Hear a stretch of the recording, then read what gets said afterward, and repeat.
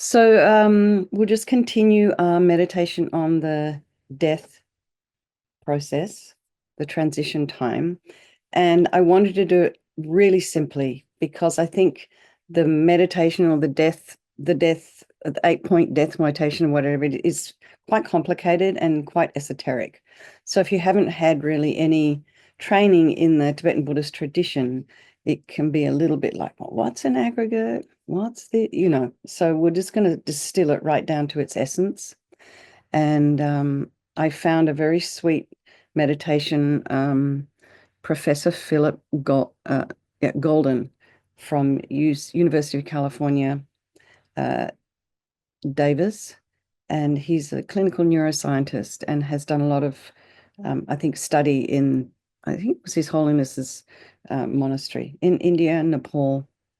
And he's kind of does this very, very simple meditation. So what I'm going to do is start with that, and then over time bring in all of our traditional death process meditation. So we're starting simply, and I wish I'd done it this way.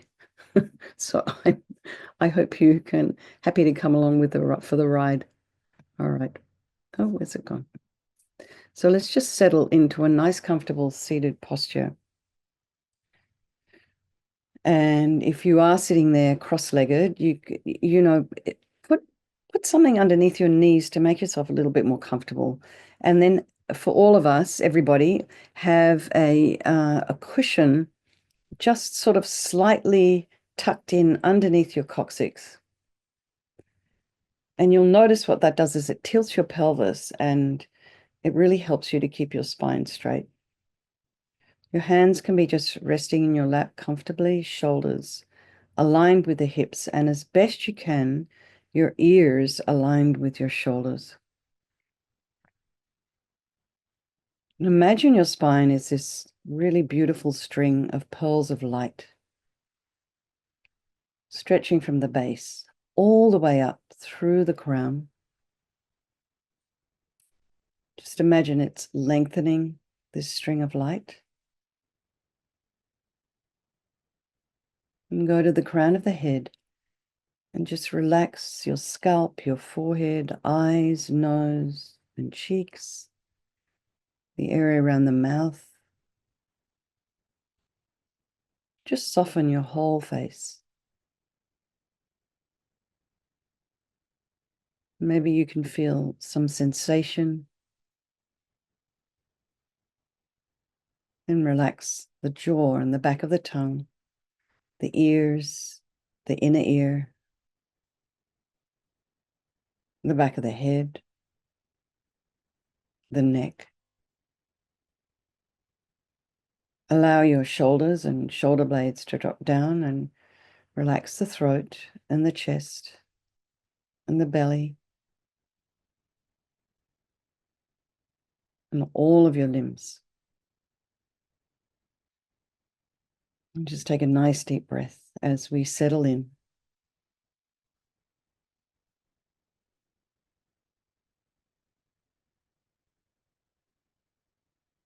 Noticing the breath sensations now. You may notice the air flowing in and out of the nostrils, a little bit cooler as you inhale and slightly warmer as you exhale. You might feel sensation around at the base of the nose, the tip of the nose, the side of the nostrils.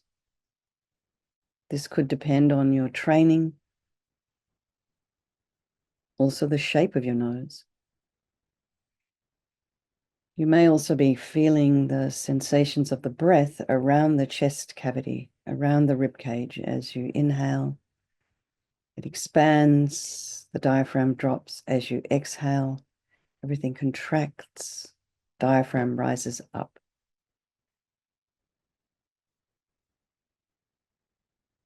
And try and notice the sensation all the way around. It's not just happening in the chest or the front. And then there's the rising and the falling of the belly. So during the meditation, choose one of those 3 areas to focus on when you're focusing on the breath. We have this very intimate relationship with our breath. It's there all the time.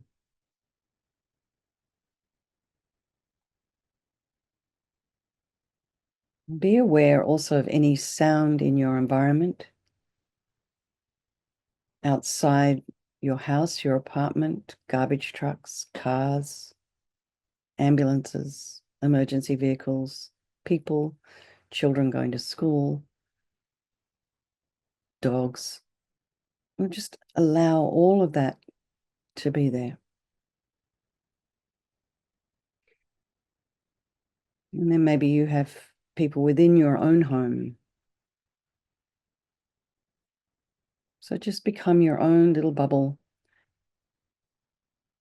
Try not to follow the sounds with your mind. Try not to follow any smell with your mind. Maybe someone's making coffee or breakfast or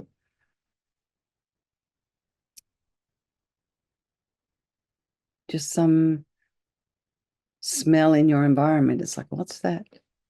And of course, if you can smell something burning, then you don't just let that be in your environment. Then just notice how your mind is this morning and just check in with yourself like you would a friend. How are you doing today? Putting some space in between your thoughts.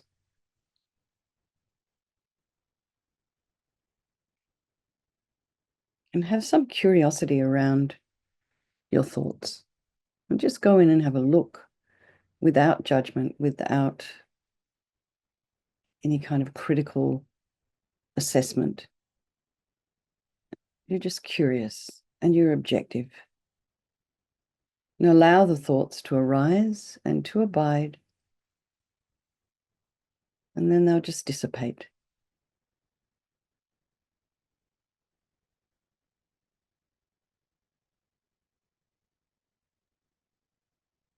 So now bring to mind these people of our life. This equanimity meditation is the first step in developing compassion, which we'll come to at the end of the meditation. So compassion is a wish for all beings to be free from suffering. So of course you need a level of equanimity. Not all of us are going to have it completely down by the time we die. It's quite a difficult practice. So bring to mind the people you love. This is not difficult at all. We want them to be happy. We don't like it when they suffer. We love these people, profound relationships with these people. And then there's people in your life who you have aversion for. Great aversion, small amounts of aversion, irritation, but they're not really someone we hold close. And then there's strangers. If you do spend a lot of time traveling here and there, you come across a lot of them on the road.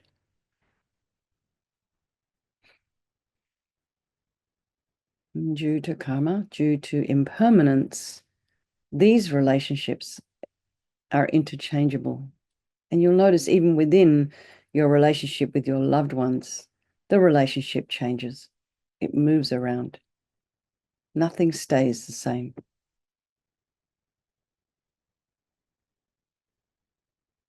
And no matter how you think about any one of these people at any particular time, they are all equal.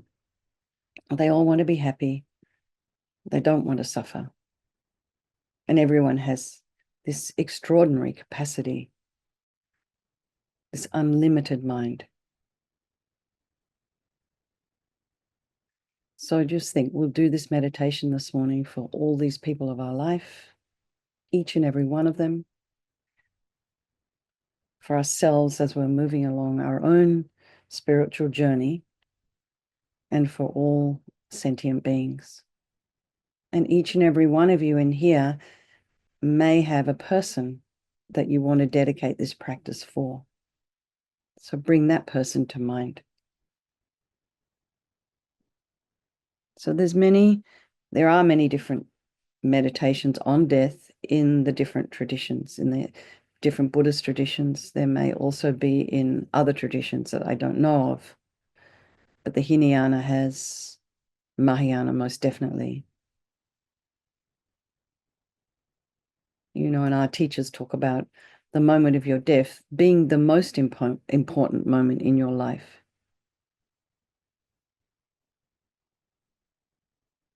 So it would make sense that we would want to prepare for that. It's like you don't just go to your driving test without having had lessons or without having studied the book.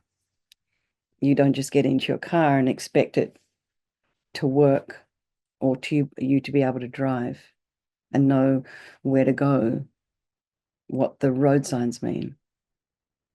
And somehow we just tend to ignore the fact that we are going to die. It's always there in the back of the mind, but we're not paying so much attention to it.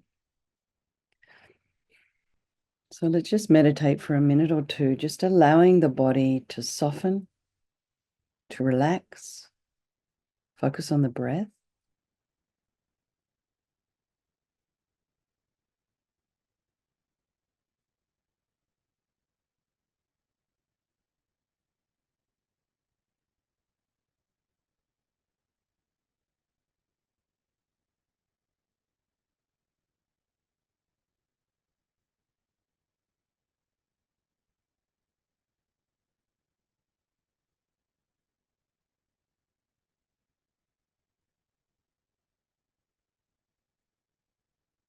And if you notice your mind is traveling, just very gently bring it back.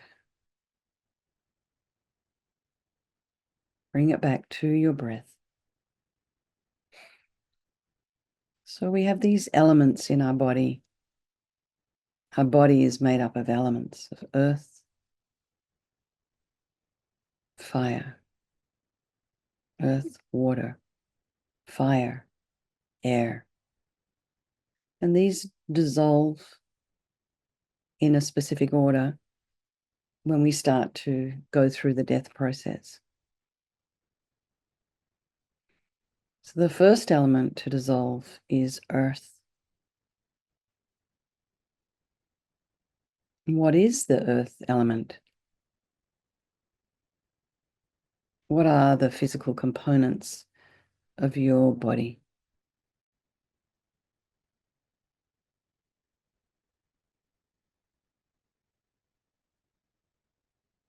Bones, organs, connective tissue, the cells. So see all this in your mind's eye and imagine it dissolving. The cells begin to shrink. They start to slow down. Usually they're in motion, constantly moving. Now they're slowing down. The body starts to feel heavy. And you're coming to stillness. Earth.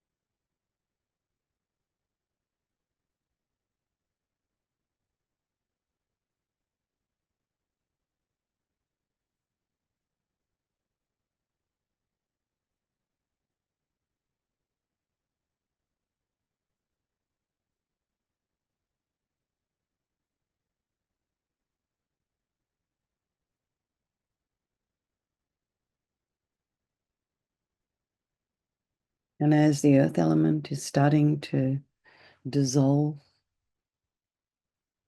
you see the sign internally of a mirage. Earth moves into water.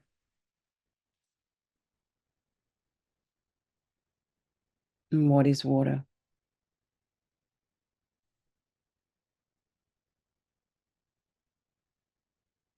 Water is all the fluids in our body: blood, lymph, cerebrospinal fluid, saliva.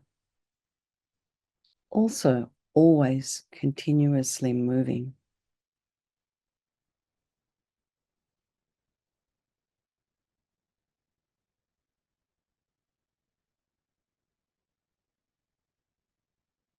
And imagine all that water, all that fluid movement slowing down and coming to stillness.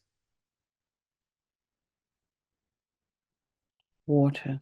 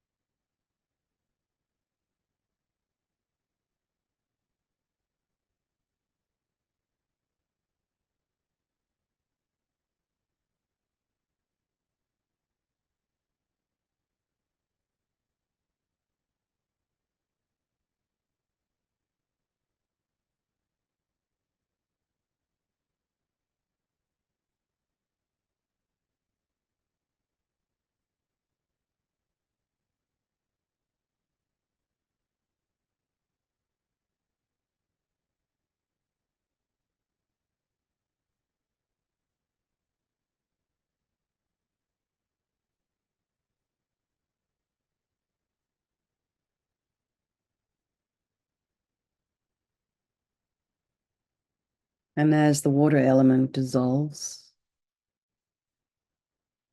and the fire element begins its dissolution, there is an internal sign of smoke.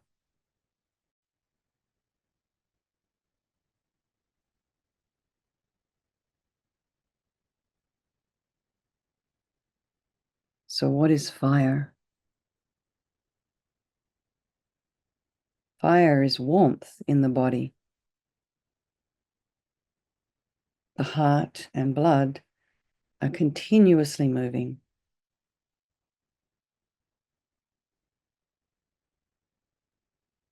The blood is constantly generating warmth and distributing it throughout the body. And imagine the warmth is beginning to dissipate. It becomes cold, becoming still.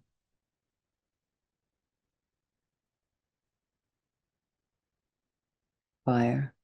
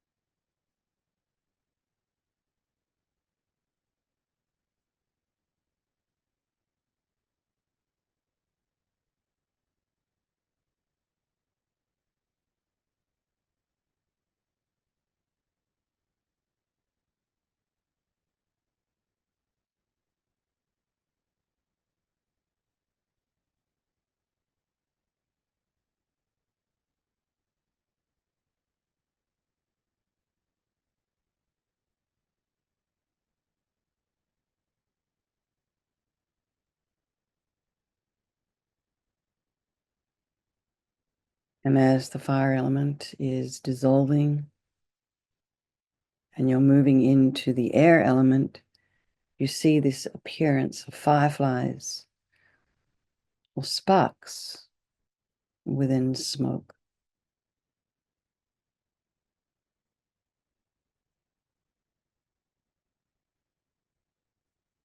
So then the air element begins to dissolve. And what is air in our body? It is the air in respiration and breathing. Our breath begins to get shallow and then stops. The exhalation gets longer before it stops. And then there is no more movement of air through the nose or the lungs. And oxygen will no longer be delivered to every cell in the body. So imagine slowing your breath down into stillness. So you can very gently imagine you're inhaling for a count of 4, 3, 2, 1, and just pause and then very gently exhale for 6, 3, 5, 4, 3, 2, and 1. Just repeat that a couple of times.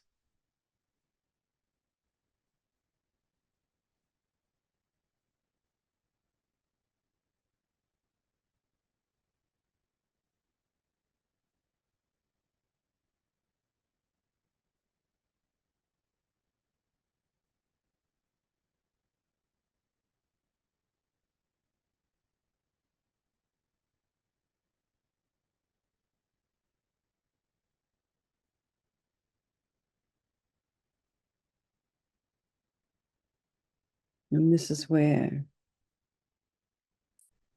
Kimberly, who's in our group, was told your last breath is going to be an exhalation, and then that's it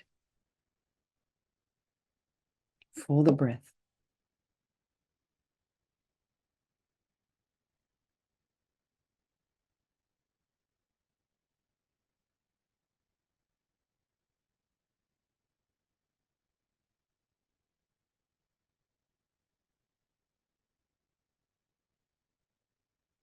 Air. But in terms of the conventional world, this is where you're pronounced dead. But in terms of the Tibetan Buddhist world, this is the one that I know, you're only halfway through the death process here.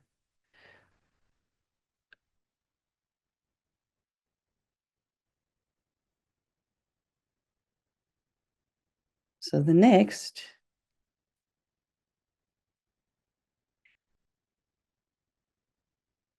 there can be a fifth element, consciousness.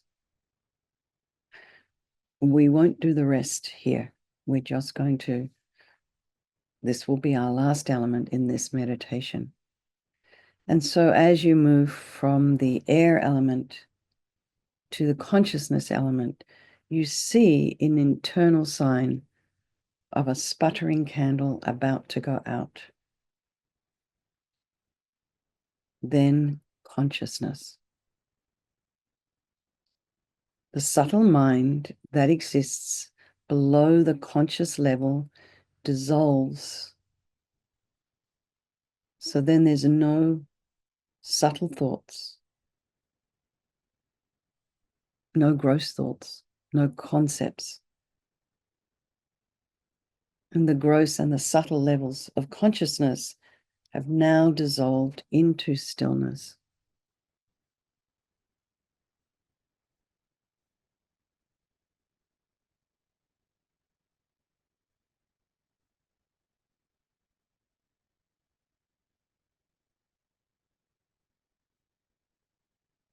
Consciousness.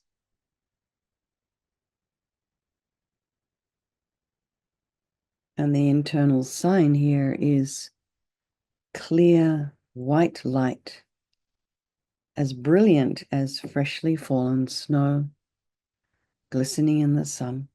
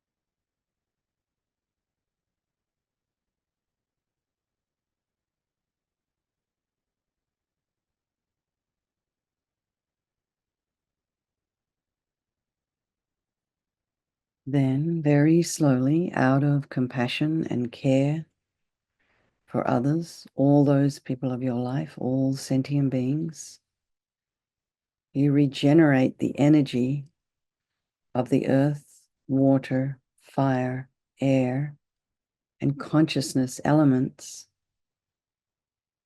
and propel all the components of a human being back into shape, back into form and energy. So all the elements are dissolved and re-energized out of compassion for others.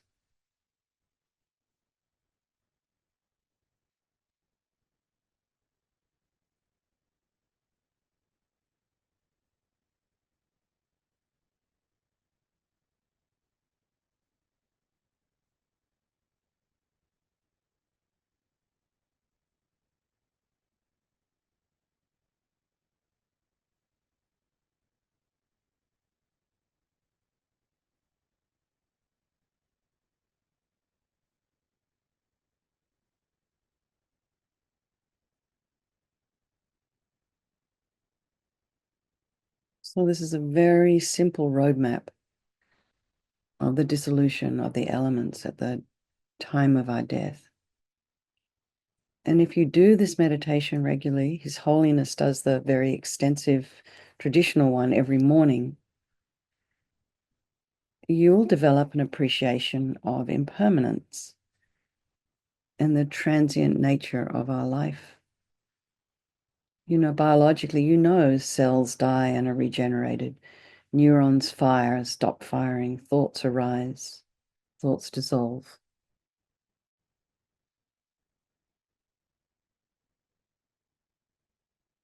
So the beautiful thing about appreciating impermanence, it means that anything that you can use to identify yourself can change momentarily.